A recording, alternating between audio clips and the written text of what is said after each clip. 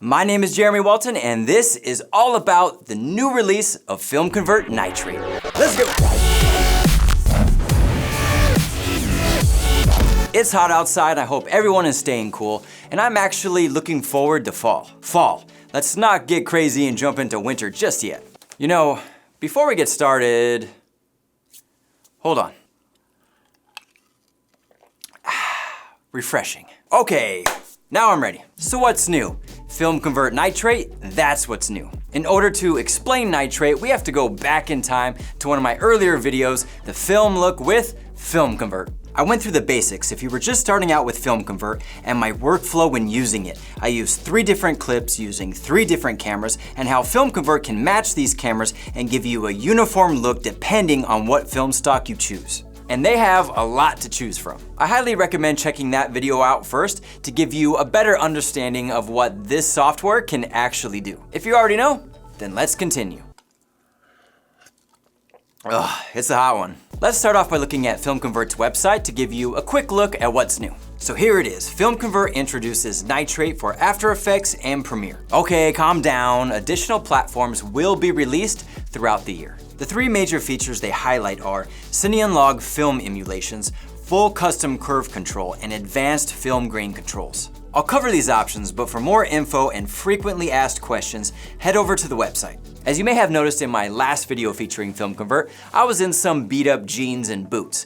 But since FilmConvert NITRATE is a much more refined and polished upgrade, I decided to, class it up a bit. New boots, new jeans, who dis? Okay, the wardrobe is on point, but we gotta do something about the grade. So we have some footage shot with the GH5 in Vlog. Log is what I love to shoot in 100% of the time. If you watch any of my videos, no matter what the situation, day or night, my camera stays in log. What I wanna show you with this footage is my new workflow, how the upgrade has made it easier to get the look I want, then I'll do some comparisons to my old workflow. All right, the first thing to do is drop in an adjustment layer.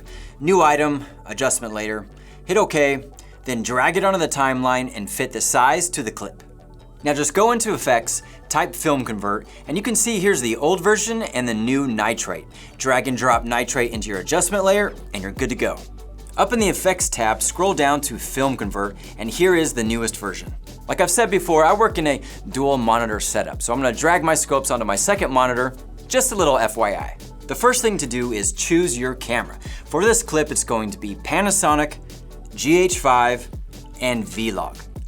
Boom. I've said this before, but let me repeat it. Being able to match different cameras with the same look is mwah. Right off the bat, this is camera-specific exposure to give you better results, including temperature and new to nitrate 10. Now I've already messed with the footage to speed up the process, so let me increase the exposure to about 0.45, which also brings me to a big change in my workflow.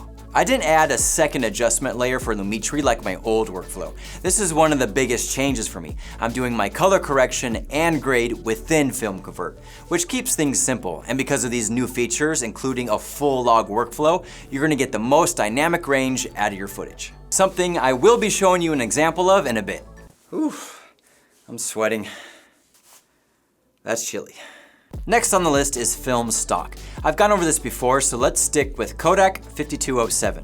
Then we have film color and Cine to print film, which is a new feature. Both are set at 100%. And let's scroll film color back and forth so you can see the effect it has on the image. I still like to live in the 60 to 80% range, so I think 70 is a good place to start. These decisions are up to you, but this really is the fun part about using FilmConvert. As for the Cine to print film control, the slider allows you to dial in the look between the Cine log and print film look, controlling the contrast and saturation, but keeping the film stock colors. You do have the option to use your curves instead, but for my workflow, I'm gonna keep it simple and stick to my 60 to 80%, and for this footage, it's going to be 80. For film size, it's going to be 35mm full frame. Just a quick reminder, different film size will affect your footage. For example, 16mm will bump up the size and softness of the grain. I usually stick with 35mm full frame for most of my work, but dial back the strength to about 20 and drop the saturation to 0. What's new is the ability to adjust the grain response. Now these might be fine adjustments, but every bit counts. To show you how it works, let me bump up the strength and size. Now I can boost the mids and watch the grain. You also have the option for the shadows and highlights. Depending on your footage, you have a lot of options to customize and control the look you want with your grain.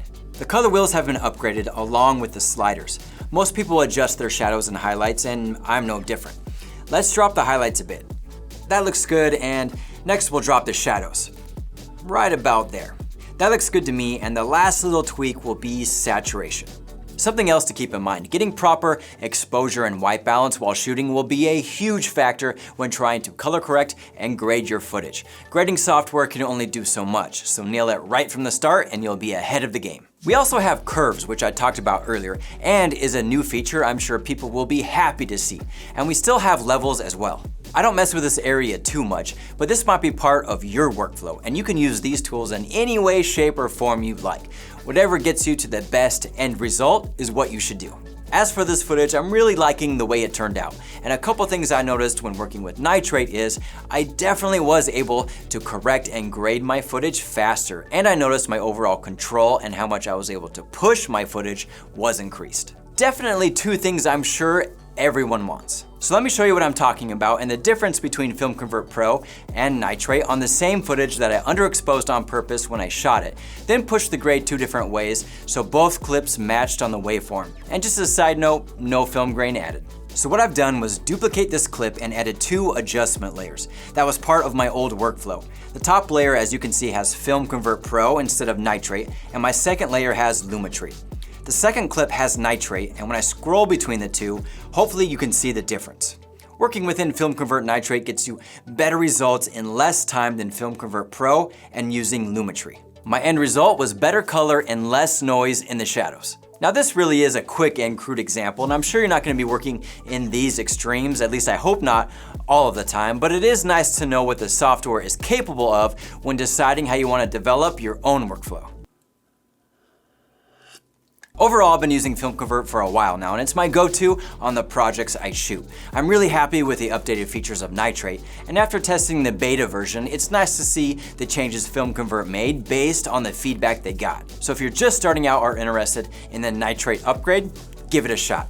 You can always download the free trial because no matter how much I talk or show examples of, the real test is throwing your own footage into FilmConvert and seeing what you can create. Well, there you have it, the new release of FilmConvert Nitrate. Hope you enjoyed the video. Hit that like button because there's definitely more in the way. Subscribe so you don't miss out. But until then, comment below and let me know if you are gonna roll with nitrate. And as for this episode, it's a wrap.